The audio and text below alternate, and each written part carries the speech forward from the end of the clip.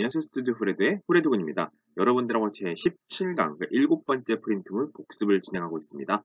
여러분들 그동안 공부하셨던 거 다시 꺼내보시면서 7번째 프린트물 다 같이 살펴보도록 하겠고요. 여러분들 시작하시기 전에 좋아요, 구독하기, 그리고 공유하기 많이 눌러주시는 거 잊지 마시고 본격적으로 다 같이 공부 시작해보도록 하겠습니다. 자, Band 1, A1죠. 아인스가 아니라 A1의 Einheit 7, 그러니까 7번째 Einheit죠. 자, 사실은 이 챕터가 저한테는 되게 가슴 아픈 챕터예요. 제가 지금 이걸 세 번째 녹화하고 있거든요. 첫 번째는 그 저장이 제대로 안 돼가지고 뭐가 잘못돼서 날아갔고, 두 번째는 이 마이크가 정상적으로 뭐가 안 돼가지고 지금 벌써 교환 보내고 뭐하고 하느라니 정신이 하나도 없는데, 아, 어쨌든 여러분들께는 처음 전달하는 거니까 진행하도록 하겠습니다.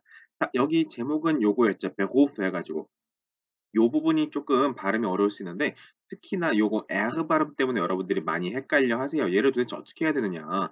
그래서 얘를 베호프 하고 혹은 단수를 일단 베호프 하고 읽어드려도 이게 흔히 이제 우리말로 표현한 베루프 정도가 될 텐데, 이게 루프가 그러니까 L 혹은 R로 들리는 게 아니고, 우리말이 리을로 들리는 게 아니고 히읗 소리로 들린다라고 말씀하시는 분들이 종종 있어요. 그래서 배후프로 들린다 이런 식으로 에그 발음 들어간 것들이. 근데 이게 에그 발음 자체가 어 이탈리아어나 뭐 이런 식으로 베루프에서 이렇게 혀 끝에서 난다든가, 영어처럼 루프 이렇게 R 발음 해가지고 이렇게 굴리는 소리가 나는 게 아니라 베루프에서 목 안쪽에서 긁히는 같은 소리가 나요. 베루프 이런 식으로.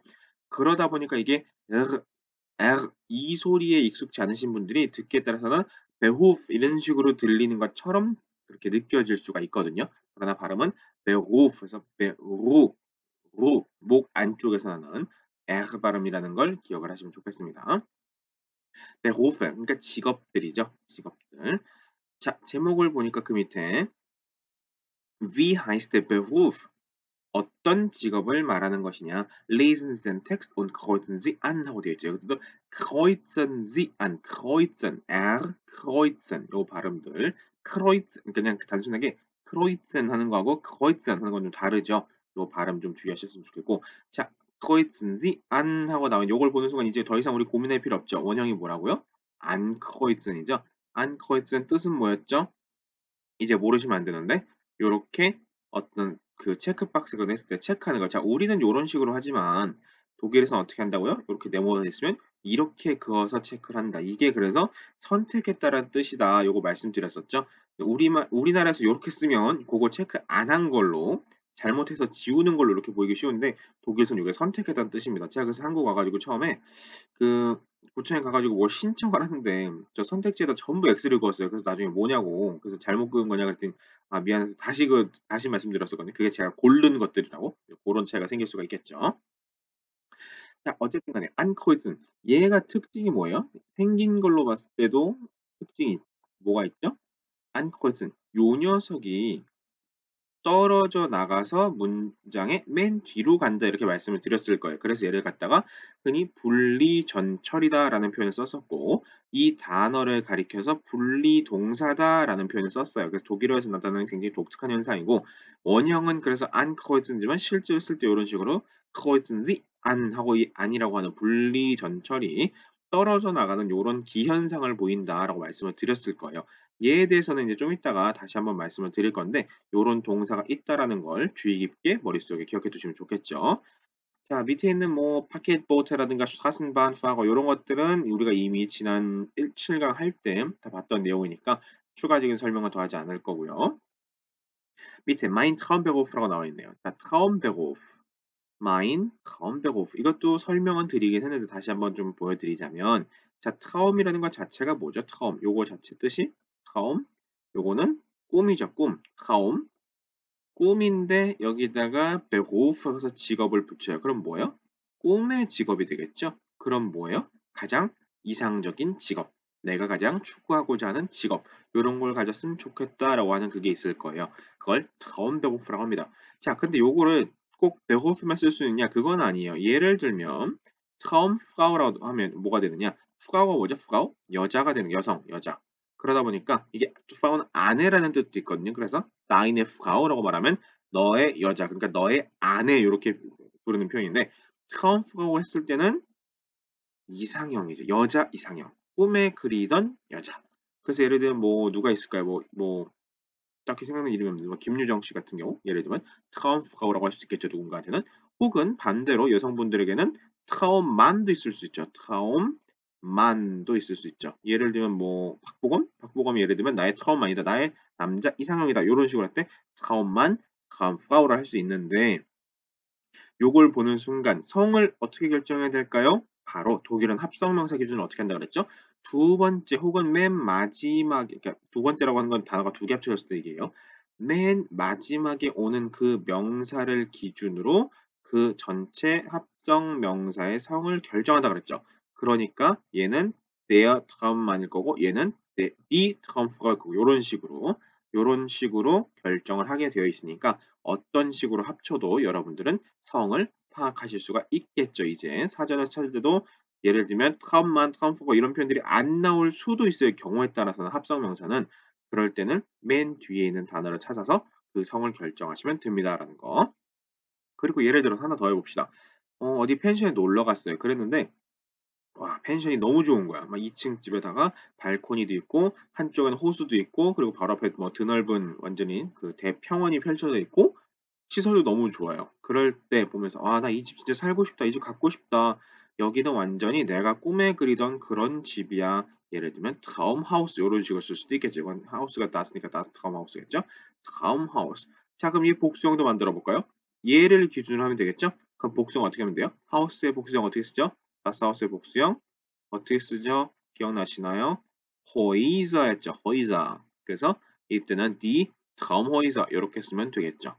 제가 이 구조 지금 설명드린 거 이해하셨죠?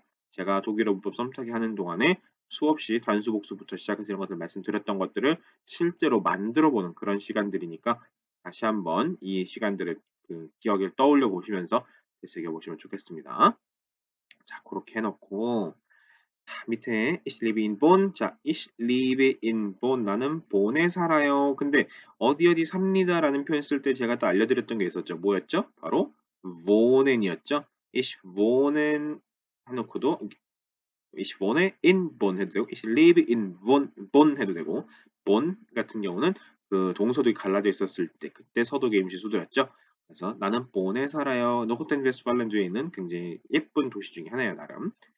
wohnen in 혹은 leben in 다 인제 같은 의미로서 여기서 쓸 수 있을 텐데 요거 말고 또 뭐가 있었냐면 kommen 같은 경우도 있었죠. 어디 어디 출신입니다. kommen 했을 때 그때는 뭐 어디에 어디 썼죠? aus였죠. Ich komme aus 요렇게 쓴다는 거. 요런 것들은 기본 표현이니까 요런 거 나올 땐 leben 다음에 in 쓰는 거 요것만 알지 마시고 우리가 배웠던 것들을 다시 한번 떠올려 보시면 가장 좋겠죠. 고렇게 하시면 될 겁니다. 그리고 나서 제가 또 보여드리고 싶었던 게 네, 여기 있네요. 색칠해서 보여드리겠습니다. Ich sitze nicht im Büro라고 되어 있죠. nicht im Büro. 일단 요 단어가 조금 발음이 까다로워요. 한번 볼까요? 자, 베에다가 우 옴라우트인데 우 옴라우트 어떻게 발음하죠? 우한 상태에서 입모양을 우하고 있는 상태에서 좌우로 벌리면 안 돼요. 그리고서 이를 소리 내는 느낌으로 그래서 뷰로 이제 뷰 한 다음에 그러니까 뷰로 이렇게 됩니다. 뷰로 발음이 좀 까다롭죠. 뷰로 이게 우리말로 귀로 이렇게 얘기하거든요. 귀로 이거건 달라요. 귀라고 하는 순간 이잖아요. 이가 되면 안 된다고 입 모양이. 그러니까 뷰, 뷰로, 뷰로 요렇게 im Büro 참고로 das Büro입니다. 뷰로 Ich sitze nicht im Büro 요렇게 그냥 뷰로 하지 마시고 뷰로 이렇게. 자 그런데 동사가 뭐예요? sitzen이죠. 원형은 sitzen. 그리고 in 해 놓고 dem Büro죠. in dem Büro. dem in them이니까 합쳐서 im 한 거잖아요. 그렇죠? in them을 합치면 im으로 줄일 수 있습니다. 참고로 요거 혹시나 모르셨을까 봐 말씀드리는 건데 자 das Büro인데 여기가 them이 되려면 이게 지금 뭐예요? 격이 das, des, dem, das죠. das, des, dem, das죠. 그러니까 뭐예요? dative라는 걸 알 수가 있겠죠. 묘고가. 묘고는 지금 dative도 썼다. in them 묘고니까. 자, sitzen 이 있는데 그런데 또 한 가지가 뭐냐면 우리에게는 setzen이라는 동사가 또 있어요. setzen. 그리고 이때도 예를 들면 뭐 다른 전치사를 쓸 수 있는 setzen하고 쓰는 차이가 뭐냐? sitzen 같은 경우는 앉아 있는 상태를 말하는 거예요. 이미 앉아 있어요. 그 상태를 말하는 거고 setzen은 서 있는데 앉으라고 하는 그 앉는 동작을 말하는 거거든요. 그래서 예를 들면 우리말로는 차이가 없어요. 앉아 계세요라고 했는데 앉아 계세요. 근데 이미 앉아 있는 사람한테 좀 앉아 계세요라고 말하면 뭐가 돼요? 좀 더 앉아서 기다리세요가 되는 거죠. 그런데 서 있는 사람한테 좀 앉아 계세요라고 말씀드리면 뭐예요? 너 서 있지 말고 좀 앉아 있어. 그 얘기잖아요. 좀 다르죠. 그것처럼 setzen 같은 경우는 앉는 그 동작을 말하는 거고 sitzen은 앉아 있는 그 상태를 말하거든요. 그래서 문제가 생기는 게 뭐냐면 자, set 이게 두 녀석이 예를 들면 in 말고 다른 게 필요한데 이 뒤에 어떤 특정한 전치사가 올 수 있습니다. Präposition. 그런데 제가 지난번에 말씀드리기를 예를 들면 in 같은 경우 이 뒤에 dative가 올 수도 있고 accusative가 올 수도 있고 둘 다 가능하다고 말씀드렸죠. 그런데 고르는 기준이 뭐냐면 어떤 동작이 나타나는 경우에는 accusative를 쓰고 어떤 상태를 나타내는 경우는 dative를 쓴다고 말씀드렸는데 그래서 in 같은 경우를 가리켜서 흔히 문법책에서는 우리나라에서 삼사격 지배전치사다라는 표현을 쓰고 있어요. 그게 무슨 말이냐? 다티브인 3격과 아쿠사티브인 4격을 모두 쓸 수 있다. 경우에 따라서 고르기만 하면 된다. 이제 그 얘기를 하는 거거든요. 예를 들면 mit 같은 경우는 얘는 무조건 다티브하고만 써야 돼요. 두어시 같은 경우는 얘는 4격 그 아쿠사티브만 쓰게 되어 있어요. 그러니까 그런 것들이 고정되는 게 아니라 in 같은 경우 예를 들면 뭐 auf 같은 경우 이런 것들은 경우에 따라선 다티브와 아쿠사티브를 선택해서 쓸 수 있는데 동사 자체가 어떤 상태를 표현하거나 어떤 동작을 나타내는 이렇게 구분되는 경우들이 있어요.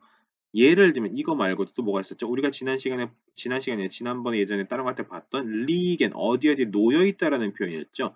얘도 놓여 있는 그 상태거든요. 근데 어떤 놓는 동작이 또 있어서 그걸 liegen으로 표현을 해요. liegen 걸 liegen 요런 식으로.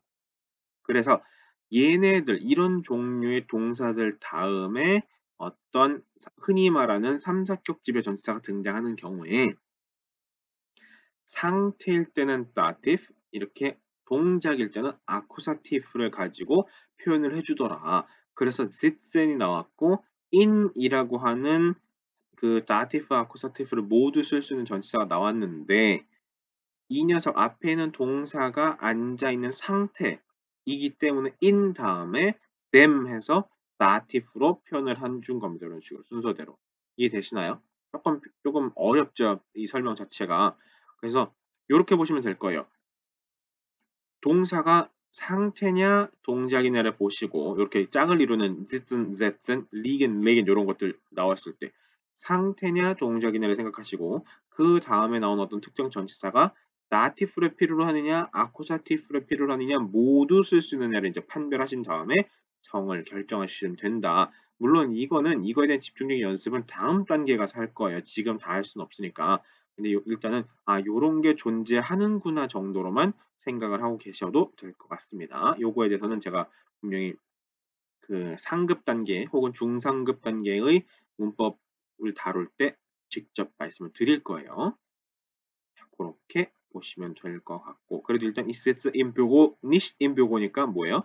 나는 머물러 있는 상태 그냥 nicht니까 뭐예요? 나는 그냥 사무실에 앉아 있지 않아. 나는 사무실에 그냥 머물러 있지 않아. 그런 얘기는 뭐예요? 나는 그렇게 가만히 앉아 있는 일을 못한다는 얘기죠. 그러지 않는다는 얘기죠. 그런 것들을 설명하고 있습니다. 자, 그다음에 네, 다른 것들은 크게 중요하지 않고요. 이미 또 한번 쭉 다뤘으니까 여러분들이 직접 보시면 될 텐데 네, 저기 하나 빈칸에 놓고 설명해야 되겠네요. 요거 봅시다. Ich hole Briefe oder Pakete in Büros ab 이라고 되어 있죠. Ich hole Briefe oder Pakete in Büros ab. 자, 여기서도 동사가 뭐예요? abholen이거든요. 요구하고 abholen. 이렇게 해서 abholen을 쓰면 아까 우리가 봤던 ankreuzen처럼 아하, 이 두 녀석도 요거 앞에는 요 머리가 떨어져 나가는 ich hole ab 해놓고 뭐 kreuzen Sie an 했던 것처럼 이렇게 떨어져 나가는구나라는 걸 알 수 있죠. abholen 같은 경우는 어디에서 뭘 가져오는 거거든요. 그래서 그런 경우가 있을 수 있죠. 카페에 가 가지고 뭐 주문했는데 "진동벨로 알려드릴게요." 그리고 진동벨이 울리면 어떻게 해요? 우리가 그거 가서 가져오죠. 그런 식으로 abholen 뭔가 이게 가져오는 거 요런 것들을 할 수 있겠죠. 자 그다음에 쭉 내려가서 요번에는 요거 있네요. Mit dem Fahrrad 들어봤죠? Ich fahre mit dem Fahrrad. 요것도 위에는 그 넓은 칸에서 씁시다. Mit dem Fahrrad. Mit meinem Fahrrad. 자, mit은 항상 뭐라 그랬죠? mit은 항상 다티프 쓰는데 mit meinem Fahrrad죠. Fahrrad. 자, 요 녀석의 복수형은 뭔가요? 일단 성은 das Fahrrad죠. 왜? Rad 자체가 das 중성이니까 이거에 대한 전제 Fahrrad도 중성. 그래서 mit meinem Fahrrad. 자, Fahrrad의 복수형 어떻게 쓰죠? Fahrrad. Fahrrad의 복수형 기억나시나요? 이거 Fahrrad 어떻게 쓰죠? Fahrräder죠. Fahrräder. 아, umlaut가 되고 er 붙어서 Fahrräder. 자, 그러면 이게 복수형이 좀 어떻게 되는지 한번 살펴보는 겁니다. mit 다음에는 항상 뭐였죠? mit 다음에는 항상 다티프인데 복수형일 때는 어떻게 말하죠? 자, 요거를 지금 헷갈릴 수 있어요. my name 그러니까 뭐지? 우리는 그냥 der des dem den 혹은 ein, eines, einem, einen만 배웠는데 어떻게 되는 거냐? 똑같아요. I name 보이시죠? 그냥 거기다가 m만 붙였다고 생각하시면 될 거예요. mine에서 변하는 건데 자, 일단 중성일 때 das, des, them, das죠. 첫 번째로. 그리고 부정관사로는 ein, eines, einem, ein이죠. 그런데 문제는 복수형일 때는 die, der, den, d잖아요. 그렇죠? die, der, den, die. 그럼 여기가 die, der, den이니까 my, nen 해야 되겠죠. 요거 my, nen.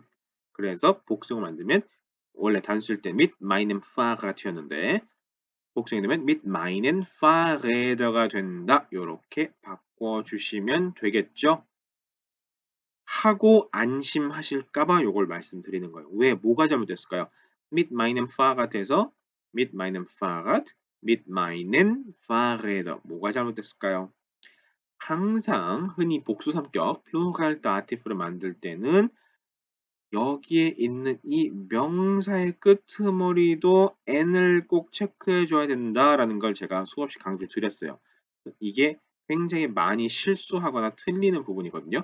mit meinem Fahrrad를 복수형을 만들면 mit meinen Fahrrädern 해가지고 여기까지 끝에 mit meinen Fahrrädern까지 해서 복수 3격의 명사 어미 변화까지 꼭 기억을 하고 계셔야 됩니다. 그래서 단수일 때는 다시 한번 mit meinem Fahrrad이었으면 복수일 때 mit meinen Fahrrädern까지 해서 n을 꼭 잊지 말고 첨가해 주시는 거 요런 거 기억을 해 주셔야 됩니다. 자, 그다음에 우리가 봐야 될 건 더 이상 별로 많지는 않아요. 여기서는 telefonieren, organisieren, 그다음에 kontrollieren 이런 식으로ieren으로 끝나는 물론 이게 동사 원형 기준이에요. 예를 들면 telefonieren 요렇게ieren으로 끝나는 건 현재 시제 기준으로 규칙 변화라는 동사들이거든요. 근데 telefonieren 보고 있으면 뭐가 생각나요? 뜻을 알겠죠, 이미. 뭐예요? 전화하는 거잖아. 텔레포니어건 전화하는 거. 그런데 이거는 쌍방 간에 통화를 하고 있다라는 그런 표현인 거고요. 통화를 하는 거.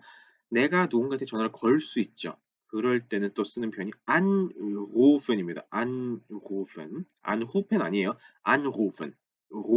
anrufen. 이게 전화를 거는 거예요. 전화 걸다? 누구누구에게 전화 걸다? 아, 그럼 나티프랑 쓰겠구나. 가 아닙니다. 얘는 아쿠사티프라고 쓰여요. 그래서 제가 분명히 말씀드렸죠. 그 노미나티브, 게네티브, 아쿠사티브, 다티브 할 때 다티브가 대체로 누구누구에게, 아쿠사티브가 대체로 뭐뭐을로 해석이 되는 건 맞지만 그건 우리말로 1:1 매치가 정확하게 되는 게 아니기 때문에 그렇게만 알고 계시면 위험하다고 말씀드렸을 거예요. 그걸 결정하는 건 우리말 해석으로 결정하는 게 아니라 독일어의 동사 혹은 전치사 혹은 특정 문장 성분들이 어떤 격을 필요로 하는지에 따라서 결정되는 거예요. 그러니까 안루fen 같은 경우 우리말 해석으로 따졌을 때 누구누구에게 전화 걸다 아니야? 그럼 나티프 아니야? 라고 물어볼 수 있지만 그거는 우리식의 해석이고요. 독일어상에서 얘는 아쿠사티프를 필요로 한다라는 게 기본 원칙이거든요. 그래서 요런 식으로 그걸 문장들을 가지고 공부를 하시는 게 좋아요. 예문들이 사전에 항상 표기가 되어 있기 때문에 얘가 나티프인가 아쿠사티프인가 이런 판별하기에 좋거든요. 그렇게 하셔야 됩니다. 어쨌든 안루fen 다음은 아쿠사티프. 그래서 문장을 만들어 봅시다. 내가 너에게 전화를 걸어요. 내가 너한테 일단 모르니까 anrufen 동사 원형 그대로 써봅시다. anrufen 쓰고 너는 뭐죠? du였죠. du에 대한 아쿠사티프를 이제 바꿔줘야 될 거냐. 어떻게 변하죠? du, dein, dir, dich죠. 기억나시죠? 요거 모르시면 안 됩니다. du, dein, dir, dich. 그러니까 해시 anrufen 해놓고 끝이 아니라 요 상태에서 어떻게 돼야 돼요? 요게 분리동사니까 분리동사의 분리전철은 문장의 맨 뒤로 넘어가야 되겠죠? 보시기 좋게 좀 지워볼게요. 문장의 분리동사의 분리전철은 문장의 맨 뒤로 넘어가야 되니까 요걸 깨끗하게 쓰면 어떻게 돼요? 해시 해놓고 여기다 rufen이 될 것이고 그리고 dish가 될 것이고 맨 끝에 안 하겠죠. 그런데 이렇게 끝내면 안 돼요. 왜요? 얘 변화해야 되잖아요. 뭐에 맞춰서? ish에 맞춰서. 그러니까 어떻게 써야 돼요? 최종적으로는 ish일 때 ish 해놓고 rufe dish an 이렇게 써야 돼요. ich rufe dich an. ich rufe dich an 이렇게 써주셔야 최종적으로 문장이 끝난다라는 걸 말씀드리는 겁니다. 자, 그런데 예를 들면 이런 경우도 있을 수 있겠죠. 전화가 와요. 근데 내가 지금 너무 바쁜데 전화가 와. 그럼 어떻게 해요, 우리가? 미안해. 내가 지금 좀 많이 바쁜데 한 5분만 있다 전화할게. 그렇게 얘기하죠. 우리말로는 둘 다 전화할게요. 전화하겠습니다. 전화한다. 그런데 독일어에서는 이걸 다른 단어로 쓰고 있어요. 무엇이냐? zurückrufen이에요. zurückrufen. 이거는 전화가 온 상대방한테 내가 전화를 다 돌려서 거는 거죠. 거꾸로. 전화 온 거를 zurück 돌려주는 거잖아요. zurückrufen. 그래서 이때는 zurückrufen이라고 쓰고 얘 또한 분리가 됩니다. 그래서 ich rufe dich zurück 이렇게 쓸 수 있어요. 이때는 umlaut를 잘못 찍었네요. 이때는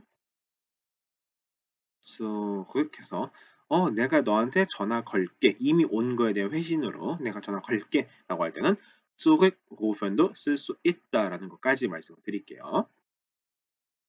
자, 요 정도로 하시면 요번 17강에서는 강조해야 될 것들을 다 강조한 것 같고요.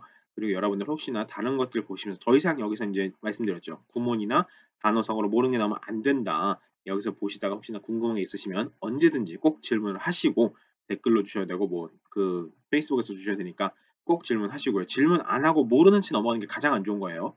하시고 그리고 다음 시간에 8강의 복습에서 여러분들하고 또 수업을 해보도록 하겠습니다. 자, 그럼 다음 시간에 뵙겠습니다. 수고하셨습니다.